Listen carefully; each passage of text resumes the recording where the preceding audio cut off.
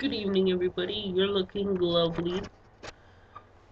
Welcome to American Horror Story Freak Show, Episode 9, episode entitled The Tupperware Party Massacre. Maggie spurs Dandy to action. Meanwhile, Stanley and Elsa track down the twins. All that happened.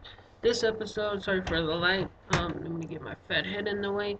Um, this episode opens with Avon lady coming to Dandy's house, like they often used to do back in the day.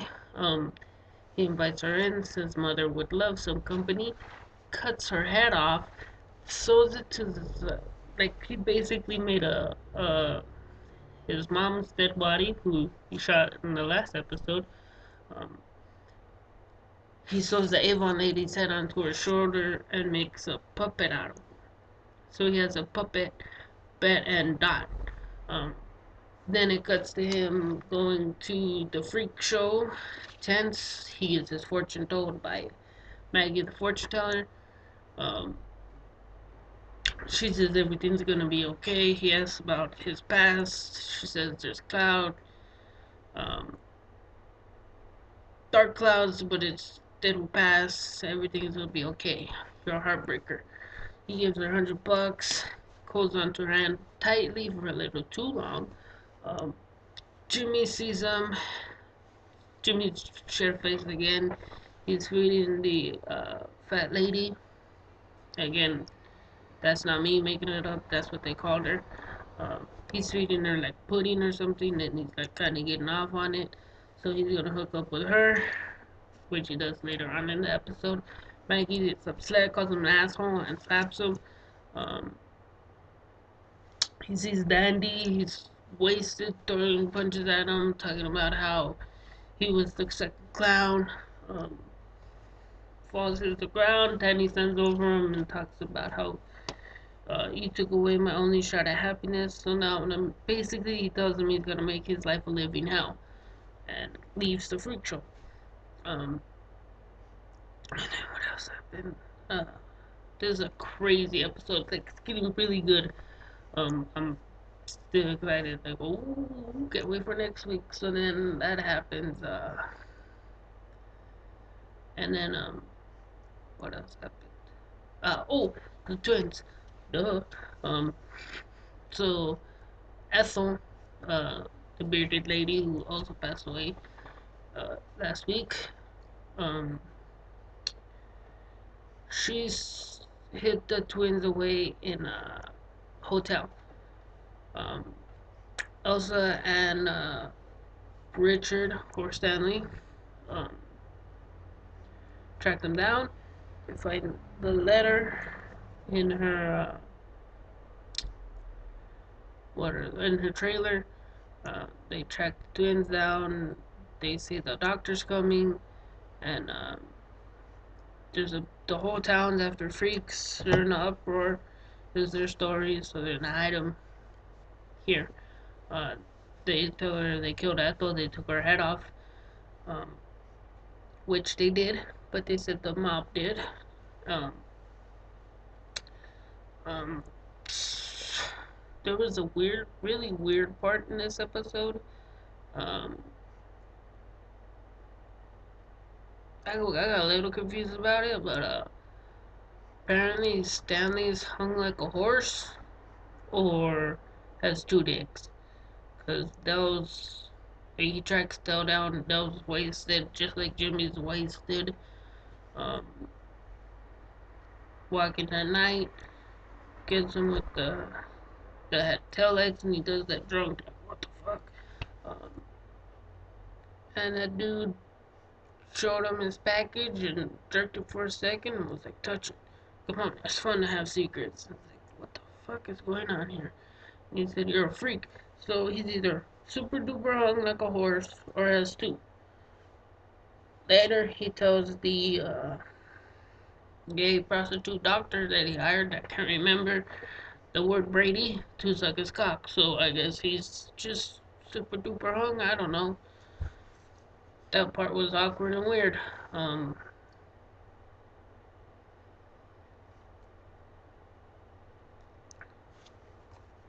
Then this episode got really emotional.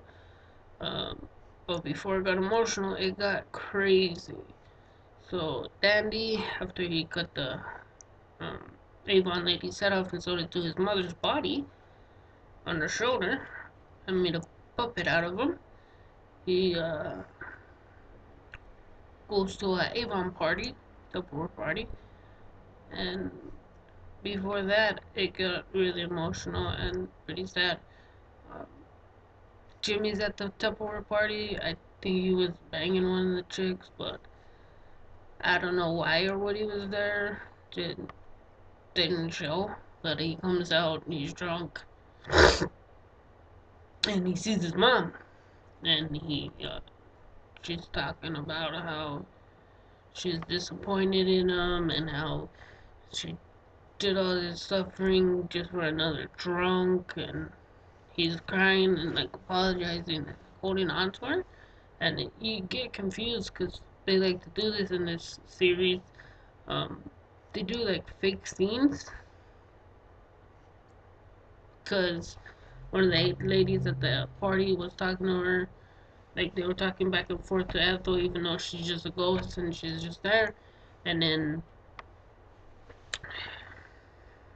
it goes back to normal, and it's just a lady, and she's kind of freaked out because Jimmy's wasted and drunk, don't smell good, and he hasn't showered or nothing, so he's disgusting, and crying in this poor lady's lap. Then he leaves. The doors are knocking at the door. It's Dandy. They invite him in because he's a handsome young man, and he looks like he's got money because turns out he has a shitload of money.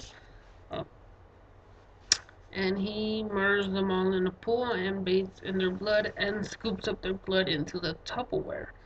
Takes the Tupperware home and does another blood bath with a little bit of water and some blood. Regina, which is the old maid's mom, not mom, daughter, she comes by and she was also the little girl who used to spend time with Dandy, who he cut her hair, cut off one of her poofy pigtails. Um, She's still looking for her mom. She's gonna call the cops. Um, Danny says he killed her mom and his mom. His mom's blood still splattered on the uh, wall in the room, in his room. Um, he asks her to take a bath with him like they used to. She's like, kind of freaked out and says no. Um, he explains how he figured it out and he's a god and this is his destiny and everything, which I'm sure a lot of people are gonna get pissed about. Um, he gets her against the wall and like slams his hands on him hard, like freaks her out, and he's like, "Get out before I have to kill you too." Like he tried to be friends with her because they used to be friends. Um, she runs down the stairs. He takes his blood bath. Um, uh, Later, she actually ends up showing up at the house with the cop who said Jimmy was a hero when he saved those kids from the clown. Um, Asks him some questions. He admits to killing them, and he explains how he's gonna get away with it because apparently his family sells the frozen spinach. And they have millions of dollars in stocks in this house. And how much money do you make off selling frozen spinach? He offers the cop $1 million to keep it quiet and shoot Regina, and he does it. And he asks her to bury her too. So he does it and then says, "Do you have a shovel?" And that's how that ends. Um, the three-breasted woman, a black dude comes looking for her, and Maggie's kind of like, "You're gonna leave with the black guy." And I thought this was weird because this is supposed to be like 1964, or yeah, 1964. So she says she could handle it. She's a grown woman and gives like the sassy black girl shit. Um, she leaves and then she talks to him for a second, and it's like, you don't have to wait. And then they sneak into a tent. They're looking for a more petite. Um, and she says, that's my boo. And I don't think people use that term till now, boo. But maybe they did back in 1964, but I doubt it. And then they find Jimmy having relations with the super fat lady, and she calls him an asshole, and he calls her a party pooper. Um,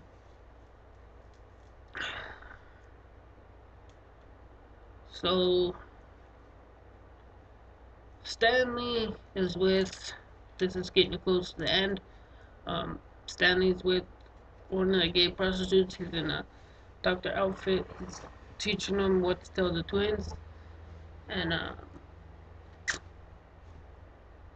he gives them a blowjob to Stanley. The prostitute does, and then cuts to Jimmy being shit faced. Oh no, Dell is wasted. Dell and Jimmy are both wasted. They're fisting bottles, but at separate times. Um, Dell's writing a letter about how he's regrets and sorry to Jimmy because he's a closet homosexual and he's done with it. Um, my boutique pops up and says sign it, and then like disappears. Ethel shows up talking about how she's here to watch and how he was weak and how they're freaks and freak short on the outside and he's a freak on the inside. So he hangs himself. And they did a weird scene thing where it fades, like it kind of blurs out and makes a noise and then goes normal and blurs out and makes a noise. So he's slowly going unconscious. He's kicks the chair out of the way and he's like hanging and like kicking against the the trailer. Um, you slowly hear an echo of Dell and or Dell in when it's making the noise and kind of going blurry.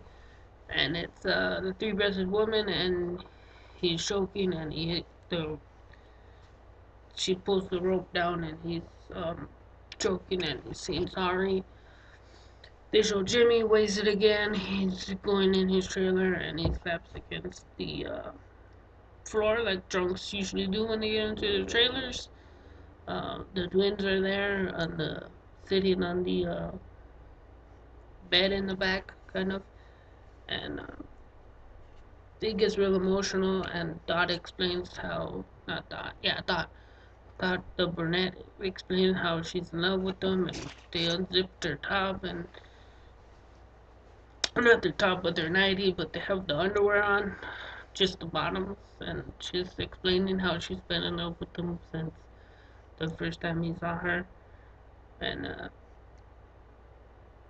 Beth says she supports Dot, and she just go away for a little bit when she closes her eyes, um, so they could be in love and happy.